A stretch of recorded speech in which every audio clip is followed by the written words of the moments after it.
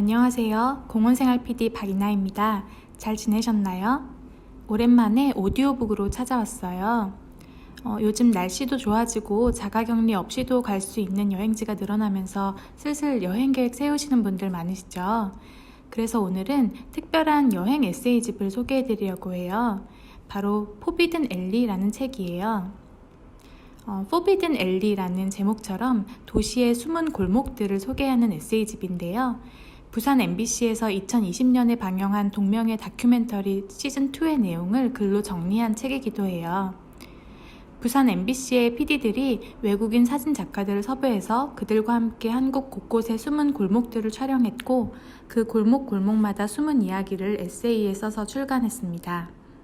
부산, 서울, 대전, 대구, 경주, 제주, 광주, 목포 등 8개 도시에 걸친 여러 골목과 그 골목의 이야기들이 담겨져 있고 러시아, 미국, 독일 등 각기 다른 나라에서 온 외국인 사진 작가들이 이방인의 눈으로 새롭게 발견한 골목의 풍경들을 사진으로도 함께 만날 수 있는 책이에요. 오늘은 이 책 중에서 서울 북정마을 시무장, 그리고 광주의 구 동구청 골목과 5.18 시계탑에 대한 부분을 읽어드리려고 해요. 마침 5.18이 얼마 남지 않아서 더 뜻깊게 다가오는 부분들이었습니다.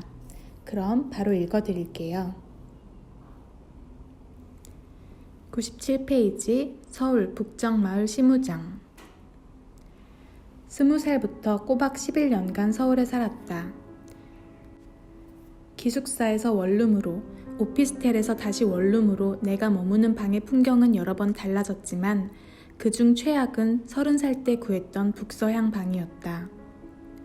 다니던 회사를 그만두고 언론사 공채를 준비하겠다고 취업 준비생 시절을 보냈던 동네로 돌아와 자취방을 구했던 그날의 기억이 여전히 생생하다. 부동산 사무소에서 보여주는 방들이 마음에 차지 않아 조금 지쳐 있었다. 엘리베이터가 있는 번듯한 10층짜리 건물의 7층으로 올라가 문을 열었는데 부엌이 분리된 구조의 커다란 창이 무려 2개였다. 커다란 창으로 노을빛이 깊이 들어오고 있었다. 채광이며 한기는 말할 것도 없고 화장실이 좀 좁은 게 흠이지만 혼자 살기에는 나쁘지 않은 크기인 것 같았다. 2개의 창은 각각 북쪽과 서쪽을 향해 나 있었다. 그곳이 오랫동안 공실이었다는 사실은 한참이 지난 뒤에야 알게 되었다. 아무리 보일러를 돌려도 따뜻해지지 않는 방이 있다는 걸 그때 처음 알았다. 서울의 마지막 달동네라고 불리는 북정마을에는 아주 유명한 북향집이 있다. 만해 한용운의 시무장이다. 독립운동가이자 시인이며 승려였던 한용운은 1930년대에 성북동 깊은 골짜기에 집을 지었다. 방 2칸짜리 집은 북향인데 남향으로 집을 지으면 조선 총독부 건물을 바라보게 되었기에 만해가 일부러 집을 북향으로 지었다는 이야기가 전해져 온다. 우리가 촬영을 위해 북정마을을 찾은 때는 뙤약볕이 강한 8월의 여름날이었다. 시무장의 소박한 방은 어두컴컴하고 서늘해 보였다. 독립투사의 흔적이 고스란히 남은 북향집에서 여름에도 늘 어둡고 축축했던 내 북향방을 떠올렸다. 총독부 건물이 보기 싫어 북향으로 집을 지은 만해는 이곳의 어둠과 서늘함 속에서 무슨 생각을 하며 버텼을까? 커다란 2개의 창으로 들어오는 우풍을 견디며 서른의 나는 자주 슬프고 불안했다. 쨍한 초록색으로 뒤덮인 동네의 건물 옥상들을 내려다보며 실패한 취업 준비생인 채로 이곳을 벗어나지 못하면 어쩌지 하는 생각을 했다. 저항 시인으로 일제의 폭압에 맞섰던 만해에게도 컴컴한 북향 방에서 불안하고 슬픈 날들이 많았을까? 강직한 독립운동가였던 만해는 해방을 1년 앞두고 세상을 떠났다. 시무장의 작고 컴컴한 방에서 눈을 감는 순간에 그는 어떤 마음으로 조국의 해방을 그렸을까? 시무장이 있는 북정마을은 성북동 꼭대기에 있다. 좁은 골목들이 미로처럼 난 이곳에 오기 위해선 성처럼 견고한 성북동의 고급 주택들을 지나야 한다. 담장이 하늘에 닿을 것 같이 올라간 부유한 집들을 질릴 만큼 지나서야 낡고 오래된 북정마을을 만날 수 있다. 이곳에선 오래된 부촌인 성북동 일대가 한눈에 내려다 보인다. 부서져가는 낡은 골목을 조금만 벗어나면 개미 한 마리 범접하지 못할 만큼 높은 담으로 둘러싸인 집들로 이루어진 풍경이 펼쳐진다. 북정마을 정보를 얻기 위해 포털 사이트에서 북정마을을 검색하다가 이런 뉘앙스의 글을 발견한 적이 있다. 이런 고급스러운 풍경을 가진 땅이 아직도 재개발되지 않았다는 건 말이 안 되죠. 촬영하며 다녔던 수많은 골목처럼 북정마을도 재개발이라는 명목으로 곧 사라질게 자명한 곳이었다. 하지만 이곳에서 내려다 보이는 부유한 주택들은 수십 년 전에도 그랬듯 수십 년 후에도 변치 않는 모습으로 존재할 것이다. 세상 사람들이 선망하는 부가 나날이 그 역사를 유지하며 몸집을 부풀리는 동안 가난은 자꾸만 세상의 주변부로 밀려나 자취를 감춘다. 눈에 쉽게 띄지 않는, 그러나 분명 존재하는 사람들과 삶과 이야기가 그렇게 계속 사라지고 있다. 다큐멘터리 포비든 엘리를 만드는 건 그 사라져가는 삶과 이야기의 흔적을 고스란히 기록하는 일이기도 했다. 방송국 PD로 일하면서 북서향 원룸을 떠났다. 여름에도 서늘한 기운이 감도는 그 방의 계약 기간은 2년이었다. 1년을 채우고 방송사 공채에 합격해 부산으로 이사했지만 새로운 세입자를 찾지 못해 나머지 1년간 빈 방의 월세를 꼬박꼬박 내야만 했다. 내게 즐겁지 않은 기억을 꽤 선사한 방이지만 서울이라는 도시에는 내 북서향 원룸보다 살기 힘든 종류의 방들이 훨씬 더 많다는 걸 안다. 만해 한용운의 시무장을 품은 그러나 곧 사라질 낡은 골목 끝에서 끝없이 이어진 고급 주택들을 내려다보며 이상하게도 그 방들이 떠올랐다. 수십억, 수백억 원을 호가한다는 이 오래된 부촌의 집들이 담을 높이고 몸집을 부풀릴 동안 왜 어떤 방들은 자꾸만 작아지고 쪼개지는 걸까? 낡고 오래된 골목에 오래된 집들을 허물고 나면 이곳에 머물던 사람들은 어디로 가게 되는 걸까? 어쩌면 그 수많은 방 중 하나로 향해야 하는 걸까? 혹자가 보기엔 기가 막히게 고급스러운 풍경을 내려다보며 그런 이상하고 슬픈 생각을 했다. 해방된 조국을 꿈꿨던 마네가 2022년으로 와 이 풍경을 본다면 어떤 기분이 들까? 그가 꿈꿨던 조국의 미래와는 그리 어울리지 않는 풍경일지도 모른다. 부동산 투자로 쉽게 부를 거머쥔 이들의 이야기를 대단한 승리의 서사로 다루는 이 시대에 낡고 오래된 골목은 낭만적이지만 어쨌든 개발해야 하는 대상으로만 비친다. 역사조차 존재하지 않는 수많은 집답지 않은 방들은 말할 것도 없다. 서울에서 손에 꼽히는 부자들만 산다는 오래된 부촌이라 불리는 성북동 꼭대기에 자리한 그곳에서 이 도시의 빈부격차를 목도하며 우리는 자주 씁쓸해졌다. 가끔 어떤 삶은 가난하다는 이유만으로 쉽게 지워진다. 어떤 삶이 부유하다는 이유만으로 쉽게 추앙받듯이 말이다. 골목이 사라진다는 건 단순히 공간이 사라진다는 뜻이 아니다. 그곳을 채우던 사람이, 삶이, 이야기가 사라진다는 의미다.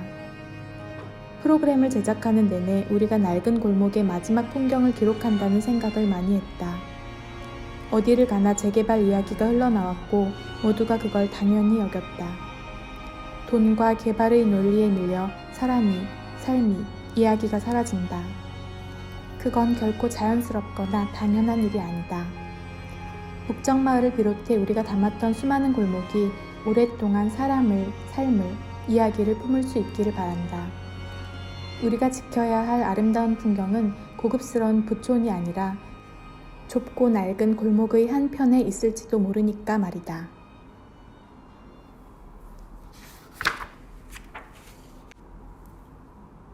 (288페이지) 광주의 골목을 통해 본 5.18 이야기 첫 번째, 구 동구청 골목. 앞서 광주를 예향, 예술의 도시라고 했지만 광주하면 5.18을 떠올리지 않을 수 없을 것이다. 사진작가로 함께 하기로 한 안톤이 마침 독일 방송연맹 ARD에서 저널리스트로 활동한 경력이 있다. 영화 택시 운전사의 실존 인물로 잘 알려진 위르겐 힌츠페터가 5.18 민주화 운동 당시 광주의 진실을 전 세계에 알린 ARD 기자였으니 안톤은 그의 직속 후배인 셈이다. 5.18 민주광장을 출발점으로 하였다. 이곳은 1980년 5월 광주에서 가장 뜨거웠던 곳으로 뒤로는 옛 전남도청이 있고 앞으로는 그 유명한 금남로가 곧게 뻗어 있다. 옛 전남도청을 돌아보면 총탄 자국이 지금도 선명하다. 수많은 시민의 집회 장소였던 분수대도 가까이에서 볼 수 있다. 하지만 우리는 골목들을 찾아 나서야 한다. 광장을 뒤로하고 금남로를 따라 계속 걸어가면 유네스코 민주인권로라는 표지판이 나온다. 유네스코가 세계에서 2번째로 지정한 민주주의를 기념하는 도로라고 한다. 여기서 오른쪽 골목으로 들어가면 어학원들이 밀집되어 있어 흡사 서울의 종로에 온 것 같다. 1980년 5월 당시 금남로에서 목소리 높여 외치던 시민들이 쫓아오는 계엄군을 피해 바로 이 골목으로 숨어들었다.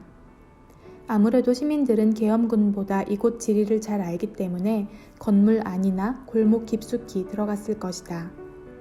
다시 왼쪽으로 접어들면 한층 더 좁은 골목이 나오는데 이곳이 바로 구 동구청 골목이다. 광주를 대표하는 가장 유명한 도로인 금남로에서 고작 2번 꺾어 들어왔을 뿐인데 이 골목은 마치 시간이 멈춘 듯하다. 과거 구청이 있었던 곳이라 그런지 청국장, 생선조림, 삼계탕, 찌개 백반 등 어르신들 입맛에 맞는 음식점 거리가 형성되어 있다. 유독 한 가게 앞에서 발길이 멈춘다. 영흥식당.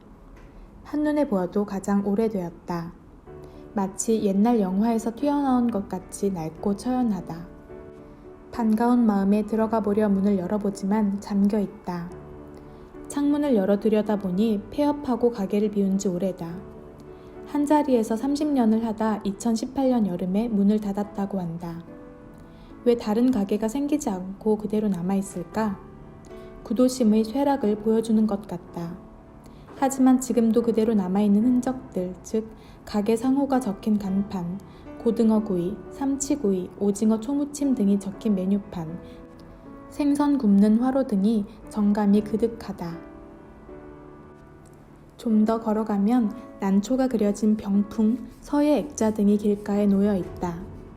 골동품을 좋아하는 안톤이 그냥 지나칠 리 없다. 가게 안으로 들어가 보니 한 어르신이 표구 작업을 하고 있다. 사실 처음에는 표구하는지 몰랐다. 체구가 작은 어르신이 아이의 책상 위에 올라가서 칼로 종이를 자르고 계셨다. 무릎 꿇은 모습이 기도하는 듯 경건하게 보였다. 무슨 작업을 하시냐고 물었더니 표구는 서화에 종이나 비단을 발라 족자, 액자, 병풍 등의 형태로 꾸미는 일이라고 한다. 즉, 글을 쓰거나 그림을 그리는 작업이 아니고 글이나 그림을 가져오면 그것을 액자나 병풍으로 만드는 작업만 하는 곳이다. 완성된 액자나 병풍을 파는 곳과도 다르다. 40년 넘게 같은 자리에서 표구 작업을 해온 주인의 말이 이 골목이 늙어가듯 표구사도 예전 같지 않다고 한다. 표구사의 고객은 주로 남성인데 과거와 달리 지금은 여성이 경제권을 쥐고 있어 표구 일감이 줄었다는 주인 나름의 분석이 재미있다. 요즘 아내들은 뭐 이런 걸 사왔어요? 라며 구박한다는 것이다. 1977년부터 이 자리를 지켰으니 1980년 5월을 기억할 법하다. 이 거리에도 총성이 울려 퍼졌고 학생들이 이 골목으로 쏟아졌다. 그리고 이 표구사에도 학생들이 숨어들어 왔다고 한다. 가게 앞까지 나와 이곳저곳을 가리키며 설명하는데 40년이 흘러도 마치 어제 일처럼 기억이 생생하다고 한다. 지금은 쓸쓸하기까지 한 조용한 골목이 되었지만 예전의 함성과 총성의 소용돌이가 눈앞에 그려진다. 골목길 왼편에 서 있는 큰 건물이 바로 구 동구청 건물이다. 과거 중앙시장 건물로도 쓰였고 지금은 광주시립미술관 금남로 분관으로 사용하고 있다. 건물 안 1층 복도를 걸어본다. 터널처럼 어둡고 깊다. 그 터널의 끝은 다시 금남로다. 세련된 건물들을 배경으로 최신의 자동차들이 쌩쌩 질주하는 흔한 도시의 모습이다. 이 터널의 한쪽 끝은 1980년대의 풍경이고 또 한쪽 끝은 2022년이다. 터널 끝 밝은 햇살에 현기증이 났다.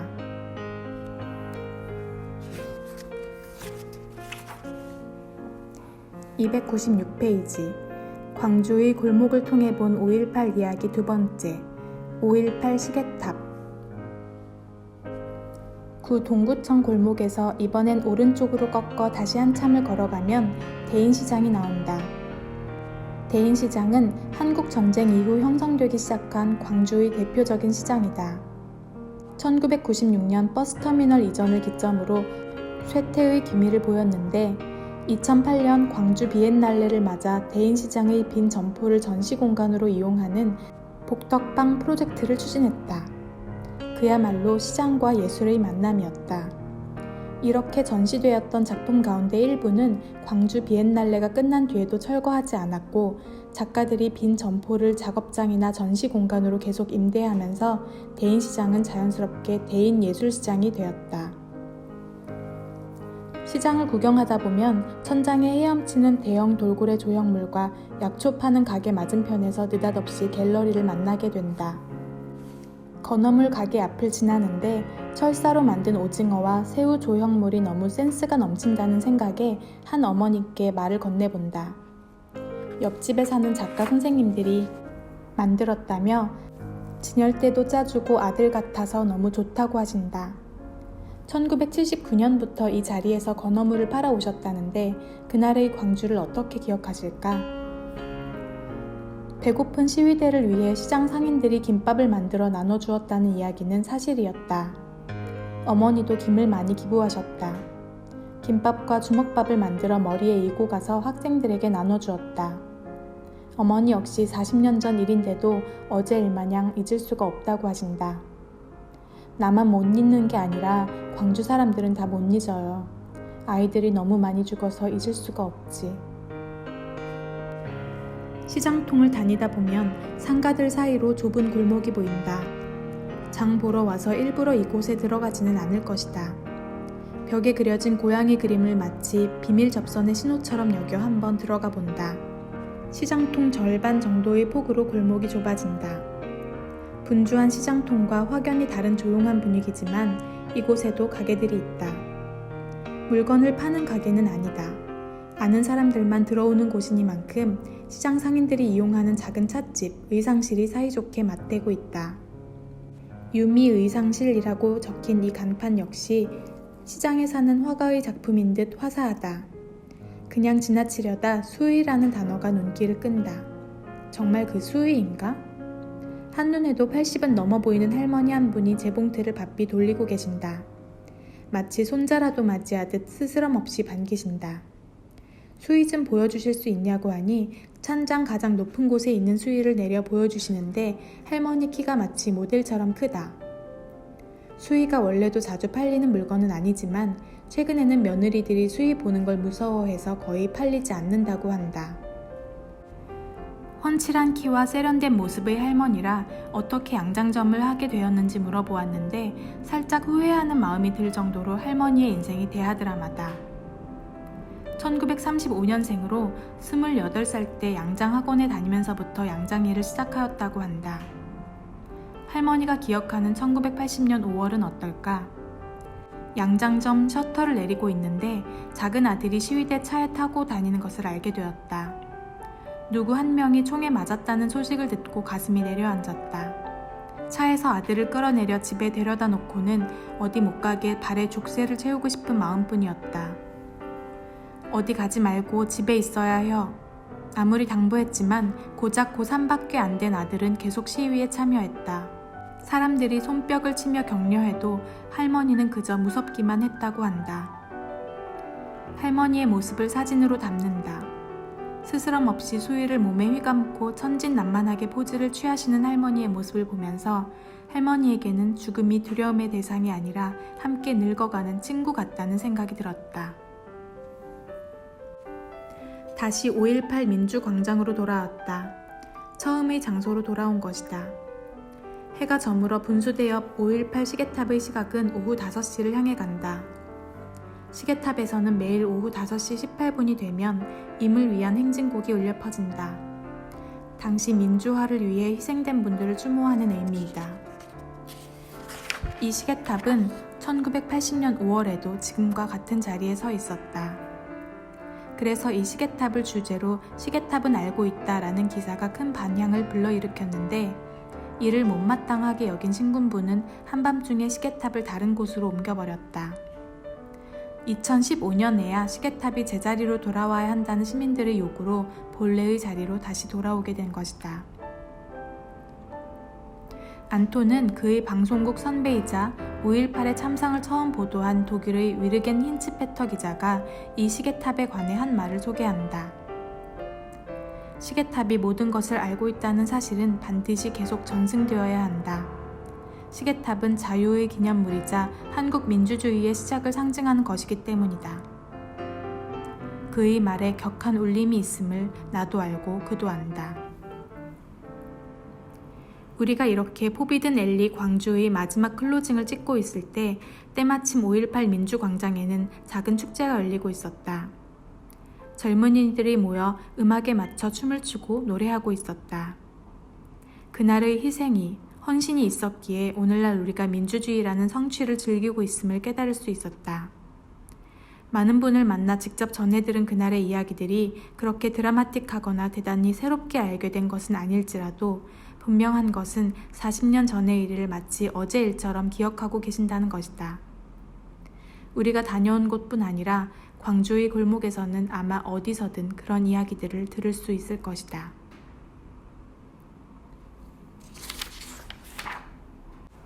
네, 어떻게 들으셨나요?